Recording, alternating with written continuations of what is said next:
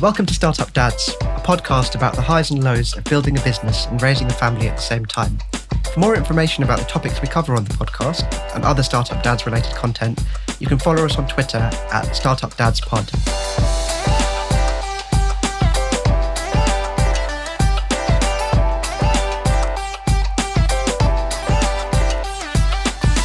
I'm Amrit, co-founder of Hyperexponential, a tech startup that I co-founded in 2017.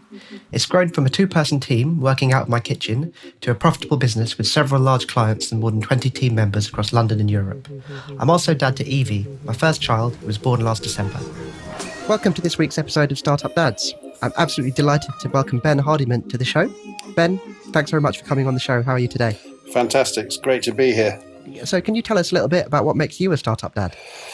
Well, I suppose I fulfill the two main criteria. I'm certainly a dad, father to three children, two boys, Lucas and Matthew, now teenagers, 15 and 17, and then little Charlotte, who's bringing up the rear, aged 8. So long commitment on the family front. And as you can imagine, with two teenagers, they've been a significant part of the startup journey which I've been on pretty much since the beginning of becoming a dad. It actually coincided with parenting happening to me, which is how sometimes fathers feel about these things. But I would say that having kids has really influenced all my entrepreneurial decision making in one way or another. They go hand in hand, as a lot of other startup dads would recognize. I mean, I've always been an entrepreneur, but I started in my sort of tech startup journey upon becoming a parent because I needed to move out of the filmmaking game fast because that wasn't bringing home the bacon, which any new father will realize becomes an urgent priority. So you've built an incredible array of different businesses. Can you talk us through a little bit about what you made? I'd been a filmmaker in my 20s, but when I turned 30 and parenting sort of entered the horizon, I felt I wanted to still be engaged with the world of film, but also kind of combine that with what I seem to enjoy the most. Rather like Hugh Grant in About a Boy, he was a sort of professional internet researcher, which kind of is what I found myself doing a lot of around about the year 2000. So I thought if I can combine filmmaking or the film world with entrepreneurship, then it could be a winning combination. Or so I thought. I thought, well, what would be an interesting business that did just that? And I spotted on one of my many ranges around the internet that there was a little company in America called Netflix. It was in the online DVD rental business, and I also spotted that there was nobody really doing it in the UK. There was a company, but they were just as you might picture a very bootstrapped, online DVD rental business to be. So I thought, well, I could probably have a go at that. And I'd read a book called How to Succeed in Business Without Raising Venture Capital. So I sort of lapped this book up and thought, well, I'm going to do it without raising venture capital too, like this book suggests. And so I thought, well, I'll build a UK-based online DVD rental company. How hard can that be? I'll buy a few DVDs and then ship them out and watch the subscriptions come rolling in. The angle I'd put on Webflix was make it the sort of film buff's choice. So I got some friends to write film reviews and all that stuff. The strategy was obviously, in the first instance, to try and build the business to be as big and successful as possible, which was the hard part when you're not using venture capital, which I was determined not to. So I actually looked for the first time into acquiring domain names that were set to expire, and netflix.co.uk was set to expire. I thought, oh, this is a winner. I'll try and grab this. And back in those days, I would just wait for the date to pass and then try and register it. But as soon as I tried to do that, I could see that someone else had grabbed it.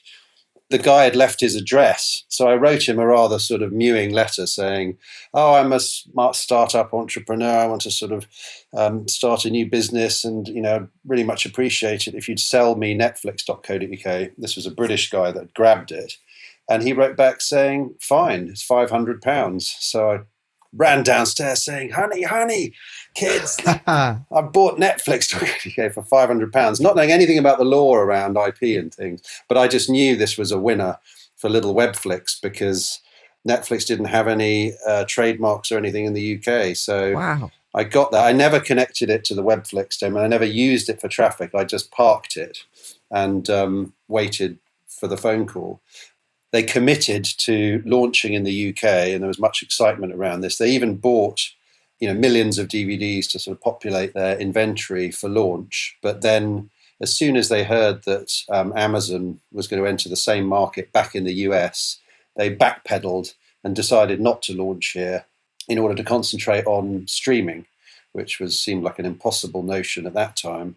Yeah. But by that time, we'd had the call from the lawyer who wanted to buy the domain name. So that was coming to the end of the Webflix journey, and it was just, we got to about 10,000 customers, and we sold our customers to LoveFilm, who eventually merged with Amazon and a lot of other companies who appeared and competed with us along the way. And because of my commitment to not raise venture capital, we rather got left behind with a lot of new competitors that appeared. And they had a famous meeting, or famous to me anyway, with Saul Klein. He'd launched a business called Video Island, and they were doing tremendously well very quickly, and I was very impressed by this. But he sat down opposite me and said, "Look, Ben, whilst I respect your notions to avoid venture capital in this game, you're never going to make it. You're going to need millions of pounds to compete." So loads of things I want to pick up on there, Ben, because actually I'm also someone that was, not that interested in VC money historically. We are VC backed now, a conscious choice, a positive conscious choice, not made out of being backed into a corner in any way. I'm interested to know what your motivations were for staying away from VC money and potentially how that's changed over time. So it's purely the book I'd read and the notion of, obviously keep majority ownership, because I'd heard so many stories of VCs where you can get caught in this trap of, if you underperform, you'll be punished by having equity taken away from you, and the targets that you're sort of setting in your forecasts and things that they might keep you to will be incredibly difficult to achieve. It's just one of those potentially poison chalices. And whilst in every business I've done, I've always aspired since Webflix, and towards the end of Webflix, we did look to get an exit for it through doing an IPO through a shell company, a sort of rapid flotation, merging with some other smaller companies. But sadly, a deal couldn't be done in the end. So I want to pick up on, the Webflix journey and beyond, because it looks like you like to go and take on the big boys. It looks like you're either a sucker for punishment or that you've got the real bravery to go after these real big challenges. I'm interested to know how that comes about and, how you ended up on the businesses that you ended up going for. With my lack of experience of working within any sort of sizable industry over any extended period, I was pushed into, I suppose, trying to kind of emulate the sorts of businesses that I enjoyed using or would like to use. So that presents you with mostly B2C options. Yes. But the problem with B2C options, if you haven't got any IP and things, is always competition. Better backed competitors, brainier competitors, more committed and harder working competitors. They just appear here, there, and everywhere. I suppose, somehow I've always stumbled into these tiny margin, high volume B2C businesses, which are actually really difficult to raise funding for as well because of the competitive issues. It immediately puts your team under the spotlight, and they're asking themselves, well, why on earth are you going to succeed? The bigger challenges are the most appealing, because I suppose it's something to do with wanting to reach the public. In my 20s, I was into making films because I wanted to broadcast something to people and for it to, affect them in some way emotionally. And I suppose it's that continuing yearning for, I suppose, an audience of one's contemporaries, but it is tough. Yeah. And I'd love to pick up on, dealing with competition in these, like you say, spaces where, as you say, the appeal is a bit more obvious and the competition, therefore, a little bit more intense. How did you, kind of stay focused on your vision to build what you wanted to build without being dragged into, it's like that if you're riding a motorbike and you look at something, you end up riding into it. Well, the hard thing is sticking to that initial vision. After a brief sojourn after Netflix in domain name mining and drop catching, I got very excited about the fact that you could buy something for 500 and sell it for six figures. So I thought, well, this is the way to go. But again, that's also very competitive. And that also became an industry which all the great domains just started to get better and better funded people catching them, so you couldn't catch them, etc., etc. when it came to Zappa, which was the next vision, it initially started as something quite different, but then the business became a re-commerce company in the vein of Music Magpie. But whilst we spent most of our journey seeming to try and copy and emulate them, actually it started as something completely different. And with Webflix, I'd outsourced the development of the technology, and that was the mistake that I didn't want to make again, because when investors came to Webflix, they looked at the platform we built and they realized they'd have to start again from scratch if they were going to invest. And so I hooked up with a chap that I met through my network called Matt White, who's a very capable and quite brilliant developer, really, in a way. And I thought, well, Matt, why don't you and I, do a startup together? And I thought, well, his experience lent itself, I thought, very well to another startup that I had in mind. But Zappa was originally intended to be a marketplace for books, CDs, DVDs, and computer games, where you would rent a barcode scanner in the post. It would come to you. You'd scan all your books on your shelves, all your DVDs, all your CDs, post it back, and then we would populate your shop with images, valuations, and it would be like the idea is it'd be like a sort of stock market for everything you had in your home. And we'd tell you every day that your stock had gone up a bit. And just Matt looked at me like I was out of my gourd and just said, mate, I can't, it'll take me years to build this, and I don't even understand what you're trying to achieve here, kind of thing. At that time, we could see that Amazon had started what is now its Prime delivery service, where they hold people's inventory and ship them direct to customers. It was called Fulfillment by Amazon, and there was nobody doing it. And we noticed that, for example, Da Vinci Code, which was the most popular paperback in history at that point, Dan Brown's Da Vinci Code, we realized that if we got hold of pallets of copies of that from charity shops or wherever and ship them to Amazon, everyone would buy our copies because we'd be the only sort of prime seller there. So we realized we could get hold of inventory for peanuts and then sell it on Amazon for this glorious margin. And so we just suddenly, instead of doing this digital media shop that we'd had envisaged, we just simply set up a business in Chiswick, a small warehouse, just shipping pallets to Amazon of any old cheap stuff we could acquire, by advertising on Gumtree, looking for books, looking for CDs, looking for DVDs.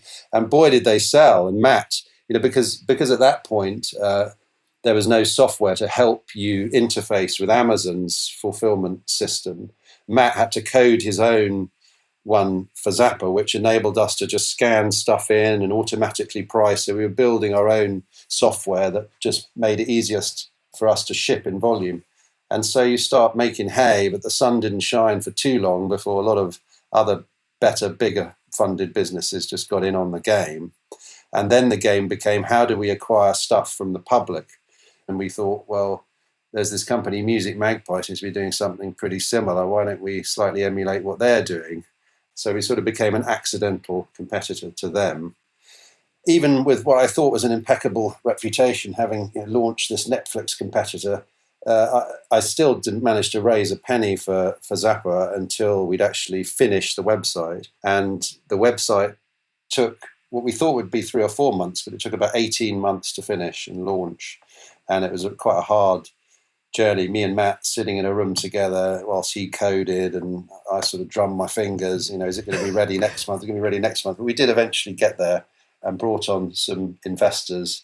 Instead of drumming my fingers, I thought I'd, go back to a bit of internet surfing and things, and thought, well, why don't we apply for Dragon's Den? It might come in handy once we're actually launched. You never know, type of thing. You always think things are going to happen a lot quicker than they do. I applied for Dragon's Den about 6 months before we went live, and then there's a whole process to appear on the show. And the idea was to try and treat Dragon's Den as a very serious, business investment forum. I thought I'd take the proper entrepreneurial stance, and somehow we would walk it. And the whole idea was let's approach it in a way that they'll definitely want to feature us, and let's also ask for an amount of money that means that we'll definitely end up not on the cutting room floor, no matter what happens. Yeah. And then when the episode goes out, even if we don't raise any money, we'll get this incredible boost in traffic, and Zappa will be known, across the nation. But it panned out slightly differently from that, though, didn't it? You made it more further than that. So, Well, it did and it didn't. But we'd hoped to appear on the show and sort of sign up Peter Jones or, Duncan Bannatyne, at the moment we'd launched, and we could sort of go off into the sunset together. But unfortunately, we needed outside investment before then, and that outside investment that we'd secured, which was about 50 grand, which was quite a punt from the investors on a website that had only just gone live. They wanted a sizable chunk of equity for that, because they were also putting in a lot of time and effort and helping us along the way. But it didn't go down too well with the Dragons, that we were standing in front of them 4 months later saying, we want £250,000 for sort of 5% or 8% of the business or something. When 3 months before we'd put 50,000 in and given away 25% or something like that. Yeah. So it made the whole thing very antagonistic in the den itself, which I wasn't really expecting. But that's the whole thing about that show, is they'll make sure they tackle you in an area that you're not really expecting. But it's pure theatre and pantomime. Of course, it's not a serious business investment for them. For us, it was an hour and a half's filming in front of these very well made up pantomime villains and this sort of rickety looking old set. And of course, they then edit that down to whatever the length of your segment was. In our case, it was about 9 minutes long, and they can do with it what they will, and they will do that. So thank goodness Theo made the offer at the end of it, because I think if he hadn't made an offer, the editor would have re-edited it to make me look really stupid and put in pauses where ever they wanted. And so it was a great experience. Matt was very reluctant to do it. He took some persuading, but I think in the end, it's been a positive experience. It's a challenge for any entrepreneur, just in terms of anxiety reduction exercise, to go on and do that. So it was nice to, when you overcome these great fears like public speaking, it helps you, helps build your confidence in other ways, assuming it isn't a total disaster, which fortunately it wasn't. You've done a lot of different businesses, a lot of different areas and domains, and you've had kids along the way. What did you need to do, and how did your life change as you started a new business, with kids being, a key part of your life? And, as you have more kids, your life and family situation and obligations change. So, how did your life change as that happened? And how did that approach, change your approach to entrepreneurship? Well, the beauty of being an entrepreneur, many fellow entrepreneurs will recognize, it's often either a conscious or subconscious desire to just not have a boss.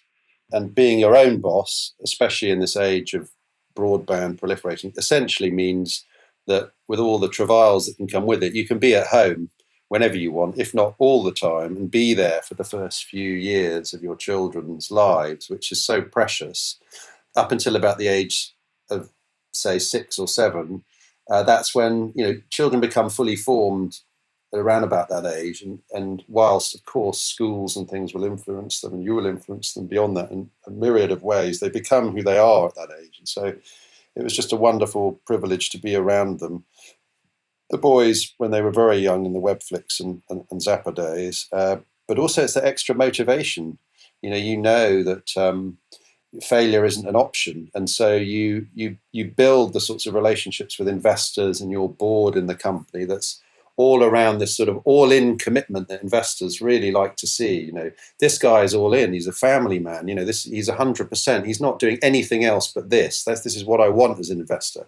I'm getting, in the case of Zapper with the early investors, I'm getting 30% of a company for relatively little money, but it's a big risk. And I know that here's someone who's all in on this and is fully committed to doing it. So it's kind of those investor relationships, because you're always looking for more money and you're always looking ahead to when the next funding round is required. And the key to securing those funding rounds is always making sure that your investors are completely prepared for when that money runs out. And I think having a chorus from the mother of your children, which is pretty persistent, saying, perhaps a proper job would be better than this. Could be, don't you think maybe you should have asked Netflix for a lowly position when they did eventually come to the UK? There is the proper job conversation, which because entrepreneurship is all about failure to some degree or another after failure. Whilst one looks at them as successes. I suppose disappointments is a better way of looking at it. It's important to see them as, learning processes, really. And, investors don't have a problem with businesses not getting, billion-dollar exits, but they want to see that at every stage you're, adapting to circumstance and continue with this never say die attitude. And that came about with Zappa very much. I mean, that was a really tough business. You've got Music Magpie against you. You've got a declining market in a way. And when you're in a declining market, such as used physical media or CDs, DVDs, games, it's always a last man standing scenario. So I never, Zappa's still around and it's now thriving, in a sense, considering how tough the market's got by pivot after pivot. And I think there's probably about 3 or 4 occasions with that business where I think even the board of the company had thought, it's all over for Zappa. They can't continue on this. And yet I'd go away and me and Matt come back to them 2 or 3 months later, like, no, we've solved it. We're going to crack this. We're carrying on. They're like, what?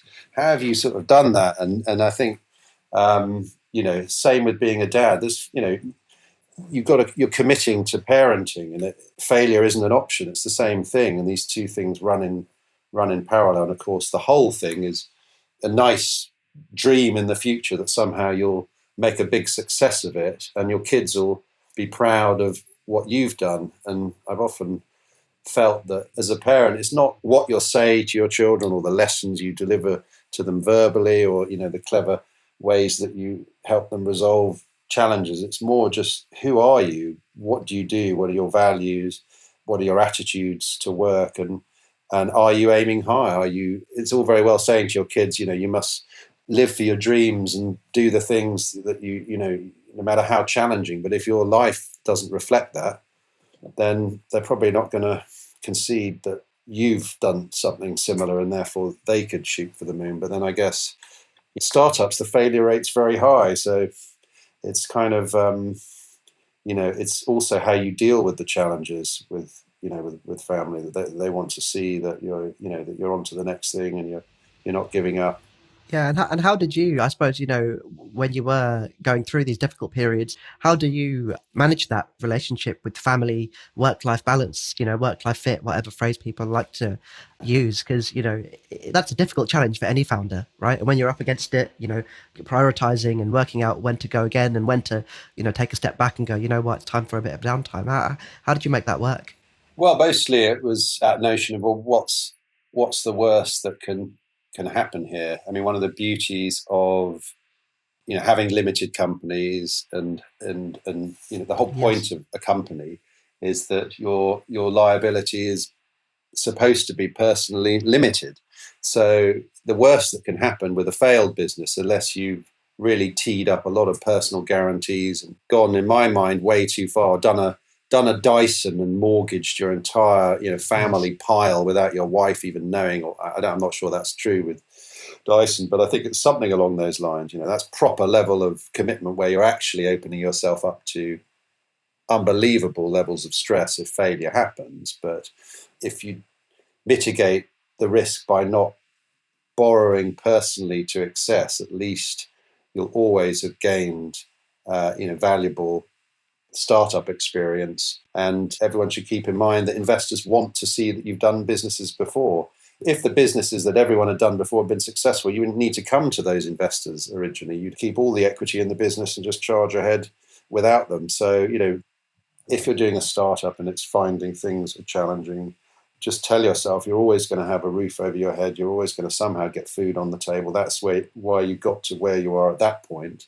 And if the current business model isn't going to work, you just need to then lend yourself to convincing your investors that the pivot you've now got in mind is the best thing since sliced bread, and they need to come on board. And that's all about attitude, I think. And I guess that I've been very fortunate to have early stage investors in every business. And it's just such a valuable thing to have. It's just more experienced mentors who will help, who will recognize when you're in a hole and support you in getting out of it for your mutual benefit. And that's what startups are all about, especially in B2C anyway. And how, I suppose as you've got older and, there's lots of talk about the preconceptions against older founders, as you touched on earlier, where you've got kids and things are a little bit different. How have you found that? Gameroo you set up in 2019. I think the world has changed a little bit in its attitude towards experience and hustle culture, I suppose. But how have you found that, and how's that played out for you? I think I once read that, the last thing investors want to see is, a founder in his 50s still cracking on with the same old ideas, losing touch with the young people and what they're really into. And I did feel the sort of hackles go up a bit. I thought, well, hold on a minute, that is quite similar. So should I do Gameroo? Because it's physical discs again.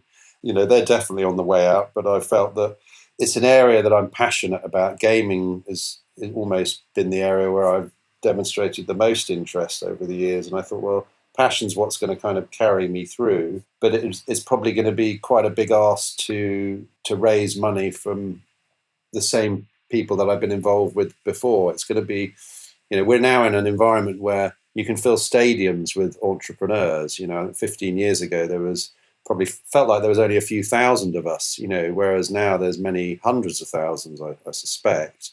And you're now having to really get your product into the market properly. And the tools are much easier to do that. And the barriers are sort of falling down all the time. And you can use Shopify to launch your shop. And, it's not difficult for people to enter the market cheaply and efficiently. And so that, combined with the fact that it's a third sort of B2C business, which probably isn't going to excite investors, I think I just made a decision not to go out to the investment market until we had sufficient traction.